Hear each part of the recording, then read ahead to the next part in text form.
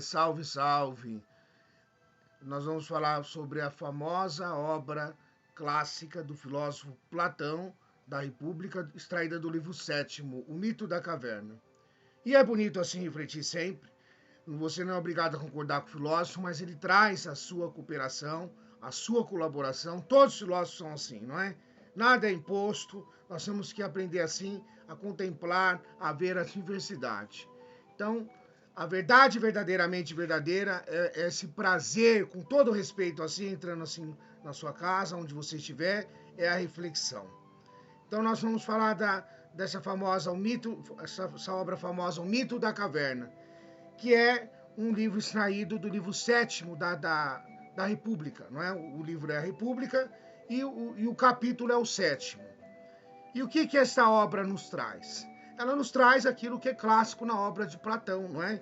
Que é a esfera terrestre e a esfera celeste. Então ela vai exprimir o dualismo fundamental de Platão. E aí então nós temos dentro da caverna as sombras.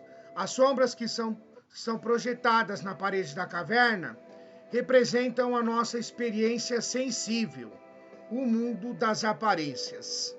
Os objetos verdadeiros situados no exterior da caverna, iluminados pelo sol, simbolizam o mundo das verdades eternas, isto é, o mundo das ideias, governados pelo sol, que é a ideia do bem.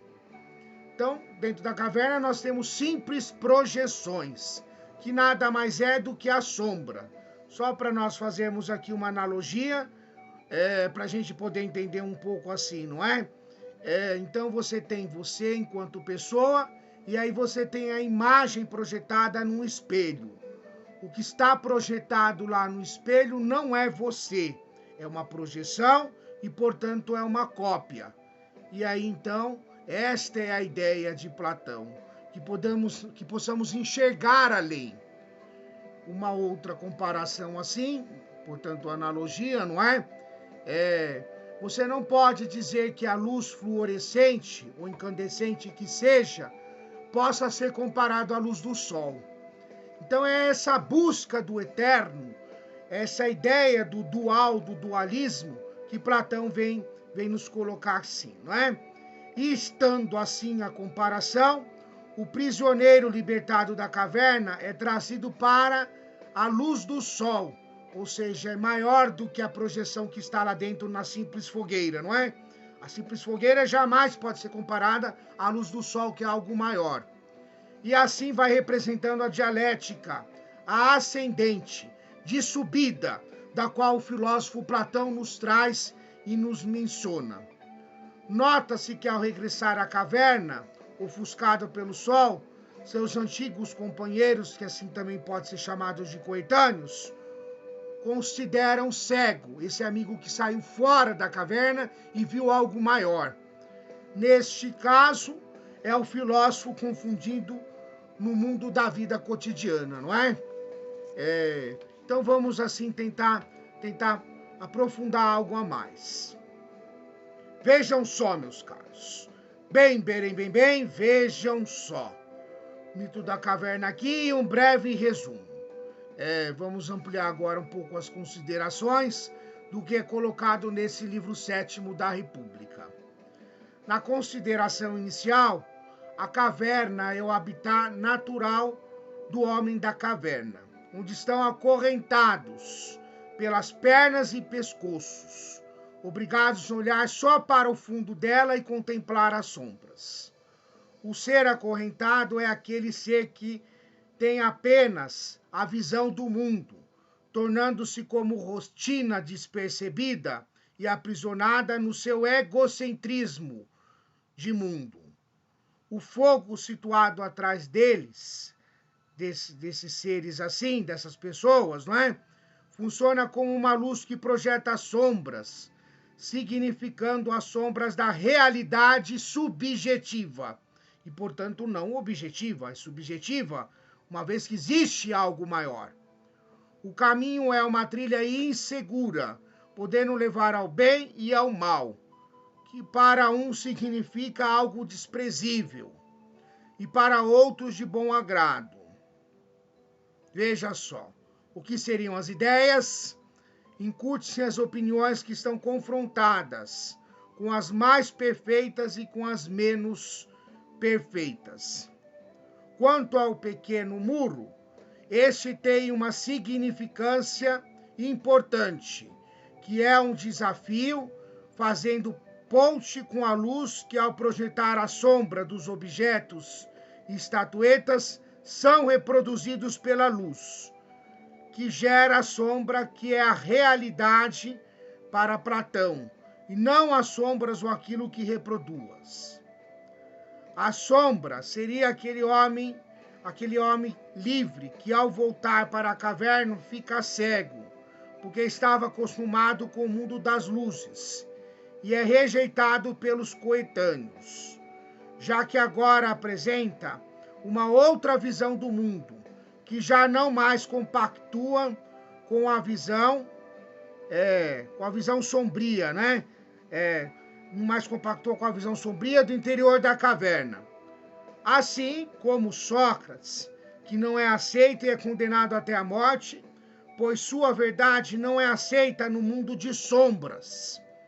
Quando alguém tem algo mais iluminado a oferecer e aquelas pessoas estão nas sombras, a pessoa não quer se abrir, ela quer se fechar na sua mesmice, no seu mundinho, nas suas próprias ideias, porque não assim se permite dialogar. São pessoas assim donas da verdade, donas de si, confundidas e muitas vezes iludidas, não é? Isso é para refletir assim, viu? O mundo aberto à reflexão, a entender e compreender ao outro, é algo muito superior assim, porque ainda que se sobrepõe às suas convicções, sabe respeitar o outro, ainda que não aceite. Não é isso? Então veja o seguinte, desta forma, a libertação é aquela que sai do mundo das aparências. Sai do mundo das aparências e olha o mundo verdadeiro, o mundo das ideias, que é todo o processo de conhecimento, se não também de sabedoria, e as consequências daí derivam. Depois da distinção das sombras, das imagens na água, dos seres, dos corpos celestes, do céu, da luz, dos astros, em que Platão diz, não é? Os anteriores a Sócrates, que assim são chamados de pré-socráticos, buscavam explicação deste mundo representado aqui pela sombra, neste mundo das aparências. Aonde é que eles buscavam? Buscavam na água, enfim, na arqué. Veja só. Tales foi o primeiro a buscar na água. Foi buscando nos corpos celestes, olhando para o firmamento, que os filósofos do período cosmológicos, voltando ao passado, portanto já disse assim, dos pré-socráticos, e expressar e recuperar o que foi dito por Platão. Agora, o que significa a contemplação do sol tal como ele é? Neste caso aqui, numa analogia. Primeiramente, o homem que foi libertado não tem condições de olhar diretamente para o sol, senão cega, não é? Tem até que dar um tempo assim para poder chegar, porque está acostumado com a caverna, com o mundo interno de lá da caverna e nunca olhou para o sol, não é? Sol demais também cega, não é? Tudo tem assim o seu limite. Neste caso aqui, dentro do planeta, não é? Lembrando que é 400 anos de Cristo. Isso aqui é para efeitos de entendimento e compreensão, não é? Vejam só, meus caros. Então, vejam só, essa ideia do sol. A ideia do sol é a ideia do bem, do grande ser supremo. A memória é aquela que nos permite fazer conjecturas, intuir e conhecer o que foi e será no mundo das ideias. A ascensão para o alto é a dialética entre o mundo sensível e o inteligível. Fazendo uma dialética, criando esse diálogo assim, ascendente entre os dois para chegar a um caminho de subida do conhecimento. Mas, afinal, o que significa a ideia do bem para Platão? É aquela que está toda expressa no mito da caverna, não é? E aí então nós temos aqui a esfera terrestre e a esfera celeste, do qual é o dualismo todo expresso na ideia de Platão. Na esfera terrestre nós temos os fenômenos conhecidos de uma forma subjetiva. Na esfera celeste nós temos as realidades conhecidas objetivamente.